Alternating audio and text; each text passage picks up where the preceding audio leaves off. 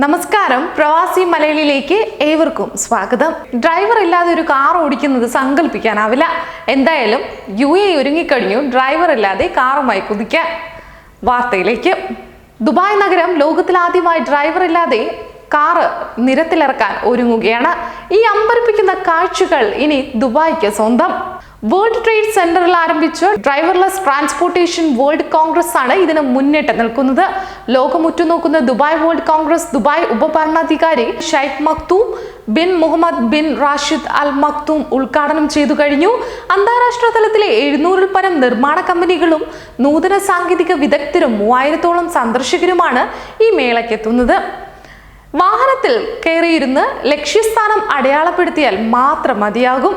അനായാസേന അതിസുരക്ഷിതമായി യാത്രക്കാരെ കൃത്യസ്ഥലത്തെത്തിക്കാൻ വാഹനങ്ങൾ കൊണ്ട് കഴിയുമെന്നാണ് ഇവർ അവകാശപ്പെടുന്നത്.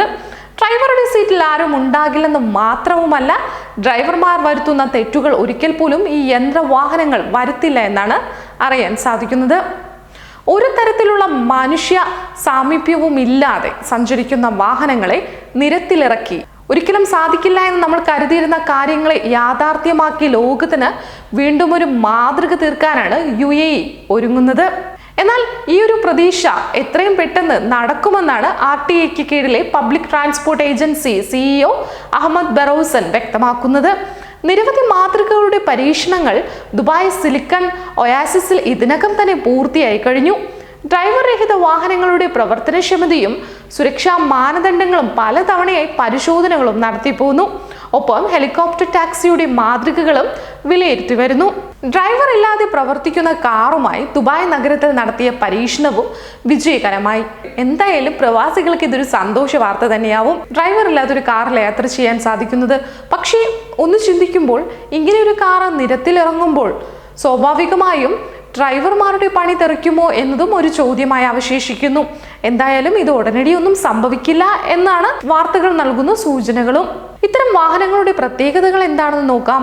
മുകളിലും 4 വശങ്ങളിലും അതിനൂതന സെൻസറുകൾ, വേഗത കൂട്ടുക, വേഗത കുറയ്ക്കുക തുടങ്ങിയവ നിയന്ത്രിക്കുന്ന ഈ സെൻസറുകളാണ് ദൃശ്യങ്ങൾ ലഭ്യമാക്കുന്നതിനായി ഹൈ ഡെഫിനിഷൻ ക്യാമറകൾ കണ്ണുകൾ പോലെ പ്രവർത്തിക്കുന്നതിനൊപ്പം തന്നെ റോഡിലെ വാഹനങ്ങളെയും ഗതാഗത സംവിധാനങ്ങളെയും റെക്കോർഡ് ചെയ്യുന്നതിനു വേണ്ടിയാണ് ഈ സംവിധാനങ്ങൾ. അതോടൊപ്പം മുൻഗ്രില്ലിൽ 2 വാഹനത്തിന് മുകളിൽ 1 വീതം റഡാറുകൾ. ചുറ്റളവിൽ 400 പരിധിയിൽ സ്കാൻ ചെയ്ത് വാഹനങ്ങൾ നിയന്ത്രിക്കുന്നതിനും അപകടങ്ങൾ ഒഴിവാക്കുന്നതിനും ഇതിന് സാധിക്കും. ഡ്രൈവർ ഇല്ലാതെ വാഹനം ഓടുമോ എന്ന് ചോദിച്ചാൽ കേൾക്കുമ്പോൾ ഒരുപക്ഷെ വിശ്വസിക്കാൻ പ്രയാസമാണെങ്കിലും വാഹനം ഓടും. നൂതന സാങ്കേതിക വിദ്യയും നിർമ്മിത ബുദ്ധിയും റോട്ടോമാക്സ് ടെക്നോളജിയും സമ്മേളിക്കുന്നതാണ് സെൻസർ സംവിധാനം വഴി സാധ്യമാകുന്ന ഈ ഗതാഗതം. വാഹനങ്ങളുടെ മുകളിലും ഇരുവശങ്ങളിലും ഘടിപ്പിച്ചിരിക്കുന്ന സെൻസറുകളാണ് ലക്ഷ്യം തെറ്റാതെ ഒരു തരത്തിലുള്ള പാകപ്പിഴവുകളും വരുത്താതെ നേരത്തെ തയ്യാറാക്കി വെച്ച റൂട്ടുകളിൽ സഞ്ചരിച്ച് ഗതാഗതം സുഗമവും സാധ്യവുമാക്കുന്നത്. സഞ്ചാരത്തിനിടെ മുന്നിലൊരു തടസ്സമോ കാൽനട യാത്രക്കാരോ മറ്റു വാഹനങ്ങളോ വന്നുപെട്ടാൽ പ്രശ്നമില്ല. സെൻസറുകൾ വഴി ഇത് വാഹനത്തിന് തന്നെ തിരിച്ചറിയാനാകും. വാഹനം സഞ്ചരിക്കേണ്ട റൂട്ടും നിർത്തേണ്ട സ്റ്റോപ്പുകളും നേരത്തെ അൽഗോരിതം വഴി സെറ്റ് ചെയ്ത് വെച്ചിരിക്കുന്നതിനാൽ വഴിതെറ്റി പോകുമെന്ന പേടിയോ പാതി വഴിയിൽ നിർത്തിയിടുമെന്ന ആശങ്കയോ വേണ്ട. എന്തായാലും ഡ്രൈവർ ഇല്ലാതെ ഒരു വാഹനത്തിൽ യാത്ര ചെയ്യാൻ ഒരുങ്ങിക്കോളൂ. മറ്റൊരു പ്രവാസി മലയാളി വാർത്തയുമായി വീണ്ടും കാണുന്നത് വരെ നന്ദി, നമസ്കാരം.